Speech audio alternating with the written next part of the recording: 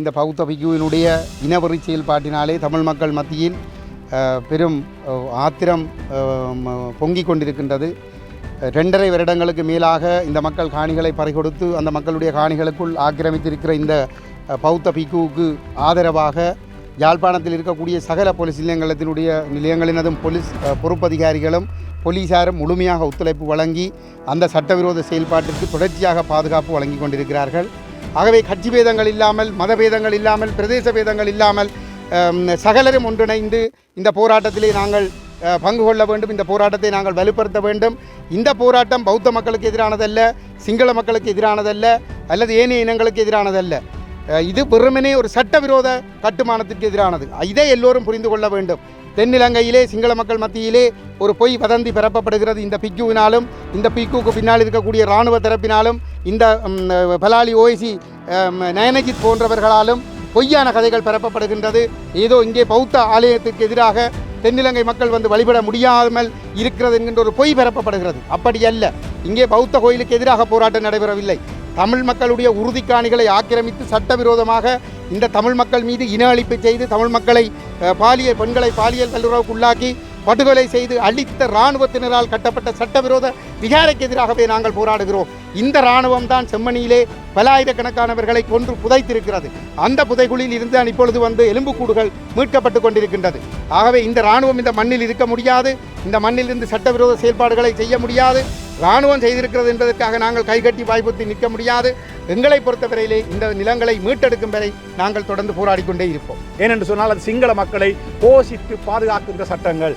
அந்த சட்டங்களின் ஏற்பாடுகளிலே அரசியலமைப்பிலே சொல்லப்பட்டிருக்கிற 9வது உறுப்புரை பௌத்த மதத்தை போற்றி பாதுகாப்பதும் அதனை போற்றி பாதுகாப்பது அரசினுடைய கடமை என்கின்ற வகையிலே அந்த ஏற்பாடுகள் இருக்கிற பொழுது இந்த கட்டமைப்பினுடைய தொடர் இன அழிப்பாக இந்த விடயங்கள் நடைபெற்று வருகிறது. உங்களுக்கு தெரியும், 96ஆம் ஆண்டிலே இந்த யாழ்ப்பாணத்தை முற்றுகையிட்டு இருந்த இராணுவம் செம்மணியிலே நடாத்தியிருந்த அந்த இனப்படுகொலையினுடைய சான்றுகள் இன்றைக்கு எங்கள் கைகளிலே கிடைத்த வண்ணம் இருக்கிறது. இவ்வாறு நேற்றைய தினம்தான் உங்களுக்கு தெரியும், நவாரி சென்ட் பீட்டர்ஸ் தேவாலயத்தின் மீது சந்திரிகா அம்மையாருடைய காலத்திலே குண்டு வீசப்பட்டு 136 சடலங்கள் அங்கே சவல்களினாலே, இந்த மம்பட்டிகள் சவல்களால் போடப்பட்ட வரலாறு உங்களுக்கு தெரியும். இலங்கையினுடைய சட்டம் ஒன்றாக இருக்கும் என்று சொன்னால் அந்த விமானப்படை குண்டு போட்ட விமானத்தில் யார் விமானி என்றது தெரியும். குண்டு போட்டு செத்தவர்களுடைய 136 பேருடைய உடலங்கள் எடுக்கப்பட்டிருக்கிறது என்று சொன்னால் இதற்கான நீதியை சிங்கள இந்த அரசு எங்களுக்கு எடுத்து தரவில்லை. தனியாருடைய காணிகளை சட்டவிரோதமாக ஆக்கிரமித்து இங்கே ஒரு விகாரியை கட்டி அமர்ந்திருக்கின்ற இந்த பௌத்த பிக்குவினுடைய இனவெறி செயல்பாட்டினாலே தமிழ் மக்கள் மத்தியில் பெரும் ஆத்திரம் பொங்கிக் கொண்டிருக்கின்றது. 2.5 வருடங்களுக்கு மேலாக இந்த மக்கள் காணிகளை பறிகொடுத்து அந்த மக்களுடைய காணிகளுக்குள் ஆக்கிரமித்திருக்கிற இந்த பௌத்த பிக்குவுக்கு ஆதரவாக யாழ்ப்பாணத்தில் இருக்கக்கூடிய சகல போலீஸ் நிலையங்களினதும் போலீஸ் பொறுப்பதிகாரிகளும் போலீசாரும் முழுமையாக ஒத்துழைப்பு வழங்கி அந்த சட்டவிரோத செயல்பாட்டிற்கு தொடர்ச்சியாக பாதுகாப்பு வழங்கி கொண்டிருக்கிறார்கள். இங்கே இந்த அநியாயத்துக்கு எதிராக, இந்த சட்டவிரோத செயல்பாட்டுக்கு எதிராக போராடுகிற மக்கள் மீது பெரும் கெடுபிடிகளும் நெருக்கடிகளும் பிரயோகிக்கப்பட்டு கொண்டிருக்கின்றது. இங்கே பல நூற்றுக்கணக்கான போலீசார் குவிக்கப்பட்டு இந்த மக்களுக்கு பெரும் அச்சுறுத்தல் விடுக்கப்பட்டு கொண்டிருக்கின்றது. இங்கே வந்திருக்கின்ற தமிழ் ஊடகங்கள் கூட சுதந்திரமாக செயல்பட முடியாத நிலைமை காணப்படுகிறது. இங்கே வருகின்ற சிங்கள ஊடகங்களுக்கு ஒரு விதமான ஒரு அணுகுமுறையையும் தமிழ் ஊடகங்கள் மீது இன்னொரு விதமான கெடுபிடிகளையும் இந்த போலீசார் அரங்கேற்றி கொண்டிருக்கின்றார்கள். போலீசாருடைய இந்த இனவாத செயல்பாட்டை நாங்கள் மிக வன்மையாக கண்டிக்கின்றோம். சட்டம் ஒழுங்கை பாதுகாக்க வேண்டிய போலீசார் இனவாதமாக, மதவாதமாக தமிழர்களுக்கு எதிராக திட்டமிட்டு செயல்படுகின்ற காரணத்தினாலே இந்த ஒரு சாதாரணமான ஒரு சட்டவிரோத காணிக்குள் குடியிருக்கின்ற இந்த பிக்குவை வெளியேற்றி ஒரு சுமூகமான சூழலை ஏற்படுத்த முடியாமல் இருக்கிறது. போலீசார் ஏன் இந்த பிக்குவுக்கு அடிபணிந்து அடிமைகள் போன்று நடந்து கொண்டிருக்கிறார்கள் என்பது எங்களுக்கு புரியவில்லை. எங்களை பொறுத்தவரையிலே நாங்கள் இந்த காணிகளை விடுவிப்பதற்கு என்ற கோரிக்கையை முன்வைத்து தொடர்ந்து போராடி கொண்டே இருப்போம். இந்த நாட்டினுடைய ஜனாதிபதியாக வந்திருக்கக்கூடிய அனுரகுமார திசாநாயக்க கடந்த ஜனவரி மாதம் இந்த மாவட்டத்தில் இருக்கக்கூடிய பிரச்சனைகளை எல்லாம் தீர்த்து வைக்கப் போகிறேன் என்று சொல்லிக்கொண்டு யாழ்ப்பாணம் மாவட்ட செயலகத்திலே நடைபெற்ற ஒருங்கிணைப்பு குழு கூட்டத்திற்கு தலைமை தாங்கியவர். அந்த கூட்டத்திலே எங்களுடைய தலைவரால் இந்த காணிகள் விடுவிக்கப்பட வேண்டும், இந்த விகாரை அகற்றப்பட்டு காணிகள் கையளிக்கப்பட வேண்டும் என்ற கோரிக்கை முன்வைக்கப்பட்டு இன்று 6 மாதங்கள் முடிவடைந்திருக்கின்றது. இன்று வரை ஆக்கப்பூர்வமான நடவடிக்கைகள் எதுவும் எடுக்கப்படவில்லை. அனுரகுமாரவுக்கு இன்றைய தலைமைக்கு கீழ் இருக்கக்கூடிய போலீசார் இன்று கிட்டத்தட்ட ஒரு 15 போலீஸ் நிலையங்களில் இருந்து வந்து இன்றும் இந்த சட்டவிரோதைக்கு விகாரைக்கு காவல் காக்கிறார்கள் என்று சொன்னால் இது அனுரவினுடைய உத்தரவில்லாமல் இது ஒருபொழுதும் நடைபெற முடியாது. தென்னிலங்கையிலே அதிகார துஷ்பிரயோகங்களை கட்டுப்படுத்துகிறோம், நிதி துஷ்பிரயோகங்களை கட்டுப்படுத்துகிறோம், அரச வளங்கள் துஷ்பிரயோகம் செய்யப்படுவதை கட்டுப்படுத்துகிறோம் என்று படங்காட்டி கொண்டிருக்கிற அனுர வடகிழக்கிலே வந்து இந்த அதிகார துஷ்பிரயோகங்களை அனுமதிப்பதன் மூலமாக தொடர்ந்தும் தமிழர்கள் அடிமைகளாக வைத்துக் கொள்ளப்படுவதற்கு துணை போகிறாரா என்கின்ற ஒரு கேள்வி இருக்கிறது. அதிலே ஒரு போலீஸ் வாகனம் ஒன்று நிற்கிறது. காலை நான் நினைக்கிறேன் 9 மணியளவிலே அந்த வாகனம் அதிலே வந்து நிறுத்தப்பட்டு அதனுடைய இயந்திரம் இயக்கிவிடப்பட்ட நிலையில் இருக்கின்றது. கிட்டத்தட்ட இப்பொழுது 5 மணித்தியாலங்களாக அந்த வாகனம் இயக்க நிலையிலே இருக்கிறது. ஏசி போடப்பட்ட நிலையிலே போலீஸ் அதிகாரி ஒருவர் அதற்குள் குந்தி இருந்து கொண்டிருக்கின்றார். இந்த பொதுமக்களுடைய வரிப்பணத்திலே அவர் அவ்வளவு தூரம் அந்த வாகனத்தை இயக்கி ஏசிக்குள் இருந்து கொண்டு குழுகுழுப்பாக இருந்து கொண்டு எங்களுடைய மக்களுடைய போராட்டத்தை ஒடுக்குவதற்கு துணை போகிறார் என்று சொன்னால் அனுர அரசாங்கம் எவ்வளவு தூரம் அவருக்கு அந்த சலுகைகளை கொடுத்திருக்கிறது அல்லது இந்த பிக்கு காசு கொடுக்கிறாரா என்கின்ற ஒரு சந்தேகம் கூட மக்களுக்கு ஏற்பட்டிருக்கின்றது. ஏன் அவ்வாறு இந்த போலீசார் நடந்து கொள்ள வேண்டும்?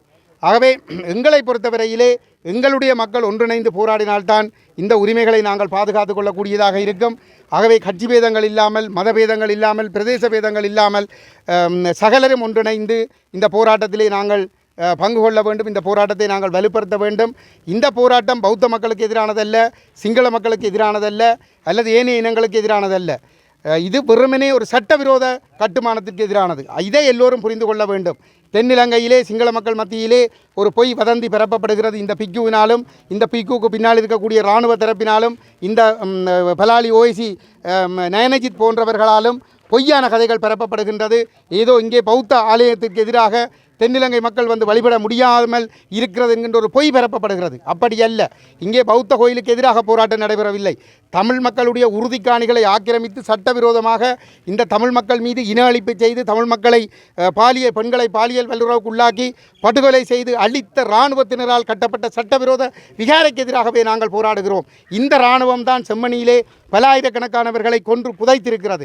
அந்த புதைகுழியில் இருந்துதான் இப்பொழுது வந்து எலும்புக்கூடுகள் மீட்கப்பட்டு கொண்டிருக்கின்றது. ஆகவே இந்த இராணுவம் இந்த மண்ணில் இருக்க முடியாது. இந்த மண்ணில் இருந்து சட்டவிரோத செயல்பாடுகளை செய்ய முடியாது. இராணுவம் செய்திருக்கிறது என்பதற்காக நாங்கள் கைகட்டி வாய்ப்புத்தி நிற்க முடியாது. எங்களை பொறுத்தவரையிலே இந்த நிலங்களை மீட்டெடுக்கும் வரை நாங்கள் தொடர்ந்து போராடி கொண்டே இருப்போம். வடகிழக்கு தமிழர் தாயகத்தினுடைய ஆக்கிரமிப்பு கடந்த 77 வருடங்களுக்கு மேலாக இடம்பெற்று வருகிறது. ஸ்ரீலங்கா அரசினுடைய இந்த இராணுவ கட்டமைப்பினுடைய தளபதியாக தலைவராக இருக்கின்ற ஜனாதிபதி அனுரகுமார திசாநாயக்க அவர்களுடைய முழு அனுமதியோடும் தான் இந்த அனைத்து விடயங்களும் நடைபெற்று கொண்டிருக்கிறது. ஆகவே இங்கே தெரிவு செய்யப்பட்டிருக்கிற இந்த புதிய அரசாங்கம் இன அழிப்பு செய்து ஸ்ரீலங்கா அரசினுடைய தொடர் இன அழிப்பு கட்டமைப்பினுடைய அந்த தலைவர்கள் அடிக்கடி மாற்றப்பட்டு கொண்டிருந்தாலும் கூட ஒரு நிறுவனம் பயப்படுத்தப்பட்ட அரசு இங்கே தோற்றம் பெற்றிருக்கிறது. அதனை நாங்கள் மிக தெளிவாக விளங்கிக் கொள்ள வேண்டும். உங்களுக்கு தெரியும், குறிப்பாக ஸ்ரீலங்கா இராணுவத்தினுடைய இராணுவ தலைமைச் செயலகங்கள் 19 தலைமைச் செயலகங்களிலே 15க்கும் மேற்பட்ட தலைமைச் செயலகங்கள் வடகிழக்கிலும், குறிப்பாக வடக்கிலே அந்த 15க்கும் மேற்பட்ட அந்த தலைமைச் செயலகங்களிலே பெரும்பான்மையானவை வடக்கு மாகாணத்திலும் இருக்கிறதுக்கான அந்த காரணங்களை நீங்கள் மிக தெளிவாக விளங்கிக் கொள்ளலாம். இந்த தையிட்டி விகாரை கஜேந்திரன் அவர்கள் எங்களுடைய முன்னாள் பாராளுமன்ற உறுப்பினர் சொன்னது போல இது இராணுவத்தினாலே கட்டி வடிவமைக்கப்பட்ட கொண்டு நடத்தப்படுகிற விகாரை என்பதனை அங்கே பேர்பலகையிலே அவர்கள் பொருத்தி இருக்கிறார்கள் என்று சொன்னால் இந்த சிங்கள பௌத்த பேரினவாத அரசினுடைய மனோநிலையை நாங்கள் மிக தெளிவாக புரிந்து கொள்ளலாம். ஆகவே இலங்கை அரசினுடைய இந்த இன அழிப்பு இராணுவத்தினுடைய கட்டமைக்கப்பட்ட அல்லது அமைப்பியல் சார் இந்த நிறுவனமயப்படுத்தப்பட்ட இந்த இனப்படுகொலையை தடுத்து நிறுத்த வேண்டும் என்று சொன்னால் தமிழர்களுடைய வடகிழக்கு தமிழர் தாயகம் அங்கீகரிக்கப்பட்டு அவர்கள் தங்களை தாங்களே ஆளுகின்ற ஒரு சட்ட ஏற்பாட்டைக்காக நாங்கள் சென்றே ஆக வேண்டும். உங்களுக்கு தெரியும், ஸ்ரீலங்கா ஒற்றையாட்சி பாராளுமன்றத்திலே நிறைவேற்றப்படுகின்ற சட்டங்கள் அனைத்துமே சிங்கள பௌத்தர்களை பாதுகாக்கின்ற சட்டமாக மட்டுமே இருப்பதுதான் 77 வருடங்களாக நாங்கள் சொல்லி வருகிற இந்த குற்றச்சாட்டு. ஆகவே அந்த பெரும்பான்மை மக்களோட அங்கே நடத்துகிற அந்த ஆட்சியின் மூலமாகவே சொல்லப்படுகிற விடயம் என்னவென்று சொன்னால் வடகிழக்குக்கு அந்த சட்டங்கள் பொருந்தாது. ஏனென்று சொன்னால் அது சிங்கள மக்களை போஷித்து பாதுகாக்கின்ற சட்டங்கள்.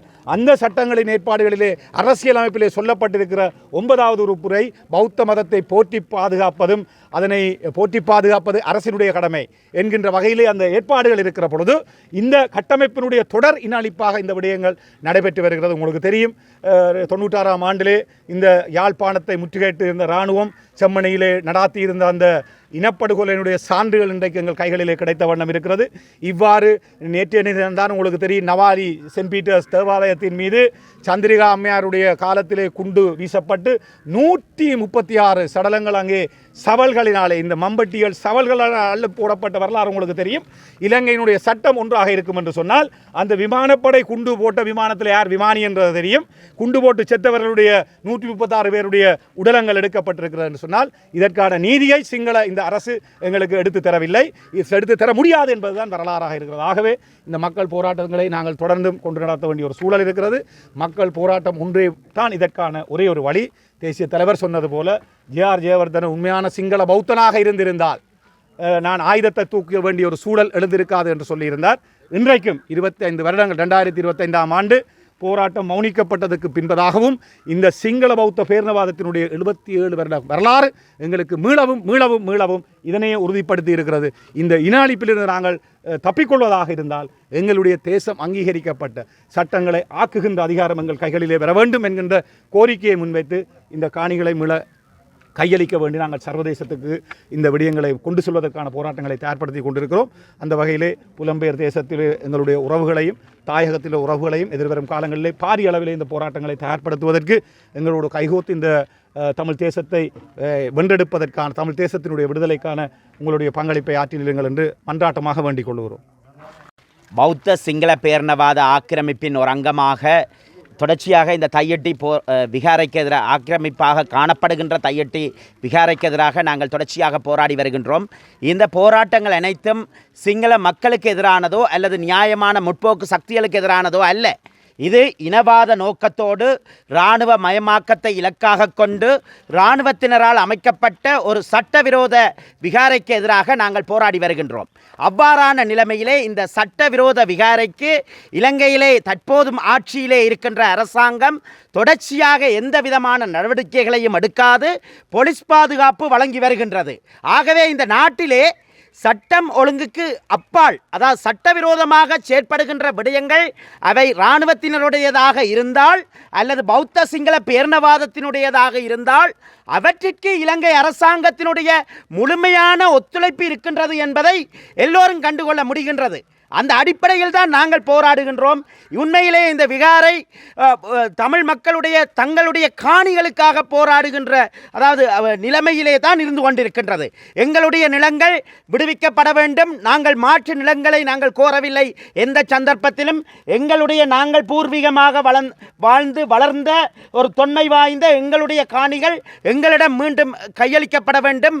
இந்த ஜனாதிபதி அவர்கள் தேர்தல் பரப்புரை கூட்டங்களிலே சொல்லியிருந்தார், அதாவது மக்களுடைய நிலங்கள் அனைத்தும் மக்களுக்கு சொந்தமானது என்று சொல்லியிருந்தார். ஆனால் இன்று நடப்பது போலீசாரை கொண்டு மக்களுடைய போராட்டம் அடக்கப்படுகின்றது. இந்த இடத்திலே பௌத்த சிங்கள பேரினவாதத்திற்கு தொடர்ச்சியாக அரசாங்கம் முண்டு கொடுத்து கொண்டிருக்கின்றது. இந்த அடிப்படையிலே உடனடியாக எங்களுடைய நிலங்கள் எங்களிடம் கையளிக்கப்பட வேண்டும். தமிழர் தாயகத்திலிருந்து இராணுவ வெளியேற்றம் நிகழ வேண்டும் என்று கோரிக்கை விடுக்கின்றோம்.